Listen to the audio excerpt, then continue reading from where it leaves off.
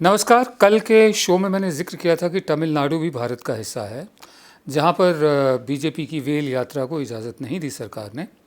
तो एक दर्शक ने मुझे लिखा कि अगर तमिलनाडु भी भारत का हिस्सा है तो पंजाब हरियाणा भी तो भारत के हिस्से हैं।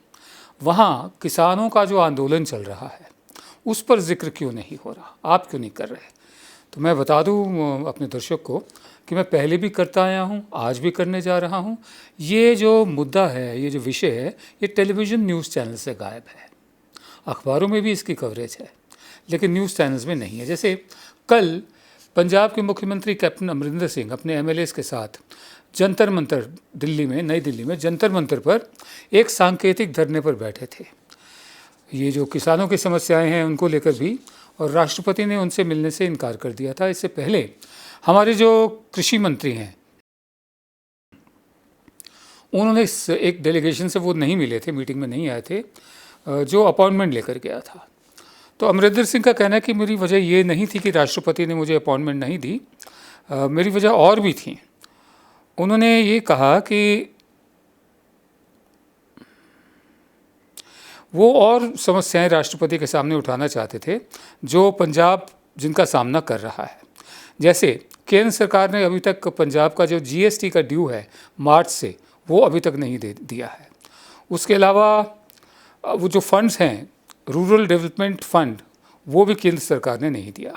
उसके अलावा केंद्र सरकार ने जो गाड़ियों की आवाजाही, ट्रेन्स की आवाजाही रोक दी है पंजाब में, उससे जो ज़रूरत की चीज़ें हैं वो ना पंजाब आ रही हैं, ना यहाँ से जा पा रही हैं। और पंजाब में कोयला बिल्कुल ख़त्म हो गया है, बिजली की कटौती शुरू हो चुकी है, और power storage for food grains and fertiliser. लेकिन ये जो प्रॉब्लम है, ये समस्याएं दूसरे राज्यों में भी फैल रही हैं, जिससे जो हमारे फ़ौज है लद्दाख और कश्मीर में, उन पर भी प्रभाव पड़ रहा है। बहरहाल फार्मर्स का जो प्रोटेस्ट है, किसानों का जो आंदोलन चल रहा है, ये याद दिलाता है पंजाब कॉलोनाइजेशन एक्ट था, अमेंडमेंट 1906 का। तो पगड़ी संभाल जट्टा मूवमेंट हुई थी। उसमें पगड़ी संभाल जट्टा में सरदार किशन सिंह काफ़ी एक्टिव रहे थे। तो किशन सिंह के भाई थे सरदार अजीत सिंह, ये उन्होंने इसकी शुरुआत की थी, पगड़ी संभाल जट्टा। बाद में फिल्म में एक बहुत मशहूर गीत भी साबित हुआ, शहीद नाम की फिल्म थी, और अजीत सिंह के भतीजे थे सरदार भगत सिंह। बहरहाल तब पंजाब कॉलोनाइजेशन एक्ट अमेंडमेंट जो था 1906 का, उसमें अंग्रेज़ सरकार ने पानी की कीमतें बढ़ा दी थी, तो उसके ख़िलाफ़ ये सब हुआ। अब पगड़ी जो होती है वो इज़्ज़त मानी जाती है इन इलाकों में, पंजाब, हरियाणा और भी इलाकों में। और तो उनके बोल यही थे कि पगड़ी संभाल जट्टा। बिल्कुल वैसा ही माहौल सा बनता हमें दिखाई दे रहा है इस वक्त। मैं आपको थोड़ा सा बताता हूँ कि जो इनका प्रोग्राम पूरा रहा है, जो उन्होंने लिस्टेड प्रोग्राम बताया है किसान संगठनों ने। आज थर्सडे 600 से ज़्यादा किसानों के संगठन ग्रुप्स हैं, उनका चक्का जाम आंदोलन। कल यानी जो बीत गया कल है, 30 संस्थाओं ने फिर चक्का जाम 100 लोकेशंस पर पंजाब में बुधवार को।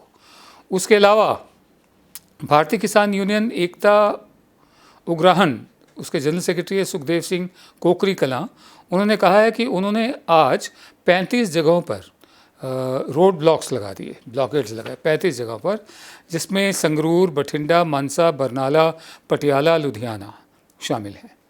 और पंजाब में चक्का जाम जो प्रोटेस्ट है, उसमें किसान मजदूर संघर्ष कमेटी के सरवन सिंह पंधेर ने कहा है कि उनके जो सदस्य हैं उन्होंने 45 जगह पर सड़क को रोका है पंजाब के 10 ज़िलों में। कायदे से बहुत बड़ी खबर होनी चाहिए, लेकिन इसका कोई जिक्र नहीं है।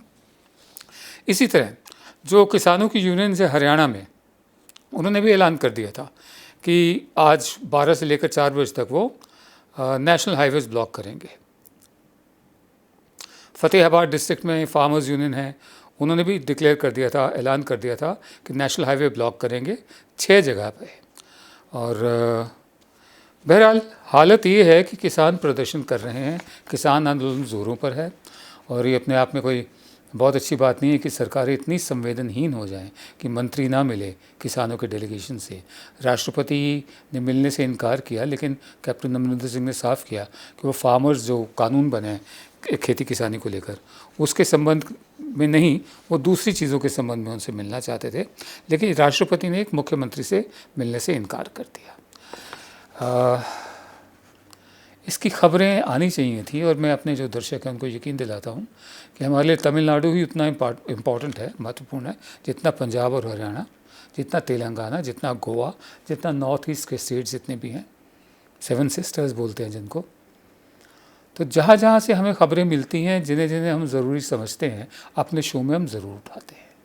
और मुझे उम्मीद है कि पंजाब और हरियाणा में जो किसान आंदोलन है उसको गंभीरता से लिया जाएगा, और ये नहीं माना जाएगा कि धरना प्रदर्शन से कुछ नहीं होता। अगर ये जो हमारे जनतांत्रिक तरीके हैं धरना के, प्रदर्शन के, भूख हड़ताल के, अगर इनको ही इग्नोर किया जाएगा, इनको ही नज़रअंदाज कर दिया जाएगा कि ठीक है कुछ देर बैठेंगे फिर चले जाएंगे, धरना प्रदर्शन सबको मतलब गंभीरता से ना लेना, ये एक ऐसे समय को न्योता देना होता है जब लोगों को लगे कि इन बातों से तो कुछ हो नहीं रहा, फिर क्या किया जाए। अमेरिका में राष्ट्रपति के चुनाव बिल्कुल स्क्रिप्ट के मुताबिक चल रहे हैं। जैसे हम लोग पहले भी आपको बताते आए हैं कि जो डोनाल्ड ट्रंप हैं, शुरुआती दौर में उनको लीड दिखाई देगी, फिर जैसे जैसे पोस्टल बैलेट खुलेंगे उनकी लीड कम होती जाएगी।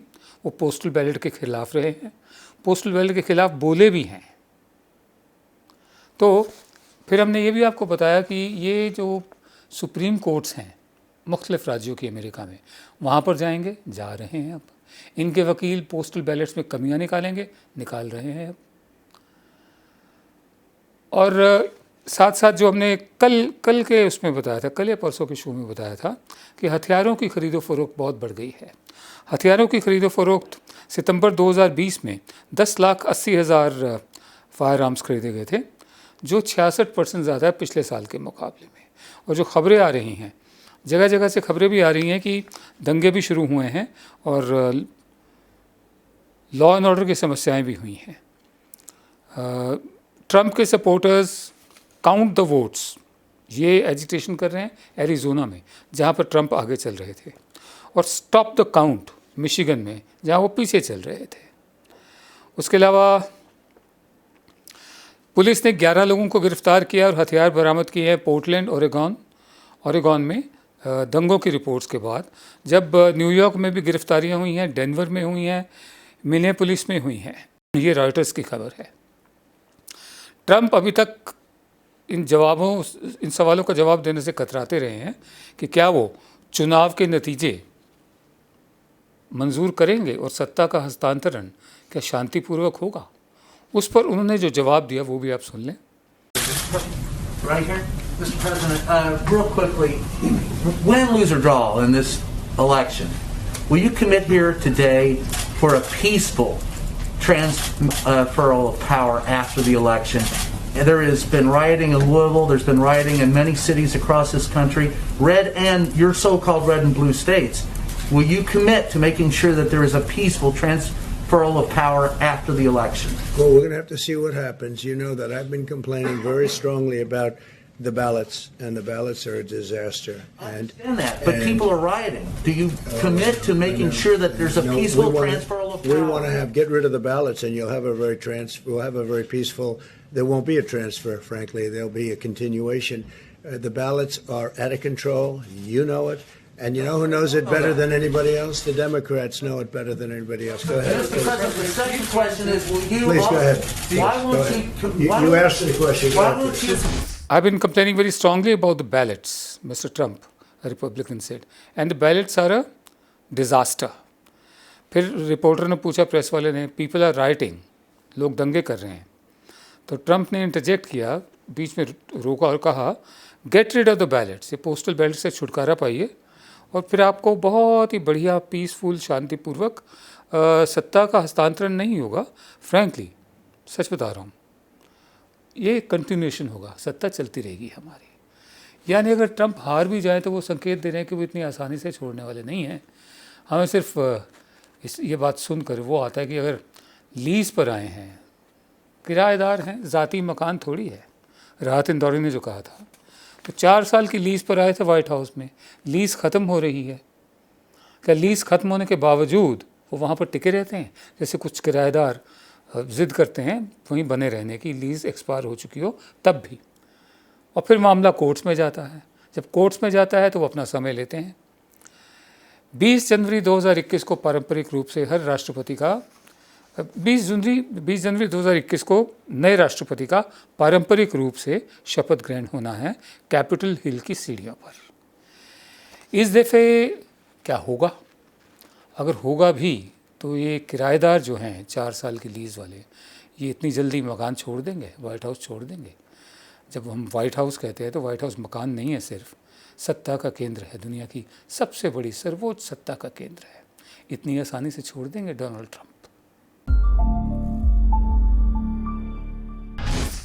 रोज़ की तरह आज के शो का समापन एक कविता से। कविता बहुत दिनों बाद दुष्यंत कुमार की सुना रहा हूँ मैं आपको। तो दुष्यंत कुमार लिखते हैं, नज़र नवाज नज़ारा बदल न जाए कहीं, नज़र नवाज नज़ारा बदल न जाए कहीं, ज़रा सी बात है मुँह से निकल न जाए कहीं, ज़रा सी बात है मुँह से निकल न जाए कहीं। वो देखते हैं तो लगता है नींव हिलती है, वो देखते हैं तो लगता है नींव हिलती है, मेरे बयान को बंदिश निगल न जाए कहीं, मेरे बयान को बंदिश निगल न जाए कहीं। यूँ मुझको खुद पे बहुत एतबार है लेकिन, यूँ मुझको खुद पे बहुत एतबार है लेकिन, ये बर्फ़ आँच के आगे पिघल न जाए कहीं। चले हवा तो किवाड़ों को बंद कर लेना, चले हवा तो किवाड़ों को बंद कर लेना, ये गर्म राख शरारों में ढल न जाए कहीं, ये गर्म राख शरारों में ढल न जाए कहीं। तमाम रात तेरे मैकदे में मैं पी है, तमाम रात तेरे मैकदे में मैं पी है, तमाम उम्र नशे में निकल न जाए कहीं। कभी मचान पे चढ़ने की आरज़ू उभरी, कभी मचान पे चढ़ने की आरज़ू उभरी, कभी ये डर ये सीढ़ी फिसल न जाए कहीं, कभी ये डर ये सीढ़ी फिसल न जाए कभी कहीं। ये लोग होम हवन में यकीन रखते हैं, ये लोग होम हवन में यकीन रखते हैं, चलो यहाँ से चले हाथ जल ना जाए कहीं, चलो यहाँ से चले हाथ जल ना जाए कहीं। नमस्कार।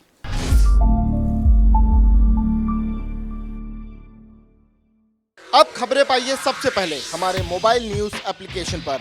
एंड्रॉइड या iOS प्लेटफॉर्म पर जाइए, HW न्यूज नेटवर्क को सर्च कीजिए, डाउनलोड कीजिए और अपनी सुविधानुसार भाषा का चयन कीजिए। खबरों की भीड़ में अपने काम की खबर पाते रहिए।